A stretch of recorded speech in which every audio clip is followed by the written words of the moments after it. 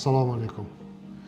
Hozirgi kunda uzun naysimon suyaklar sinib, uni operativ davolanishdan keyingi suyak bitishlari sekinlashuvi, ya'ni ko'p holatlarda yolg'on bo'g'imlar hosil bo'lib qolish holatlari ko'plab uchrab turib. Avvallari bolalarda yelka suyagi do'nglar aro qismida singanda yo bo'lmasam bilak suyagi tepik joyidan singan qismlarda bitish muddatlari avvalga nisbatan ancha uzoqlashib muddati cho'zilib ketdi.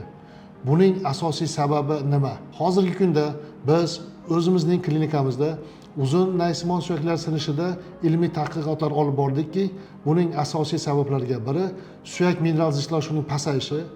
Buni oqibatlarida vitamin D yetishmasligi olib keladi. Agar uzun naysimon suyaklar sinib, uni operativ yo konservativ davolangan bo'lsa-yu, suyak bitishlar sekinlashib ketayotgan bo'lsa, siz albatta diagnostik laborator tekshiruvlardan o'ting va osteoporoz, osteopeniya oldini olishga harakat qiling. Bunda bizning klinikamiz sizga albatta yordam beradi. Sog' va salomat bo'ling.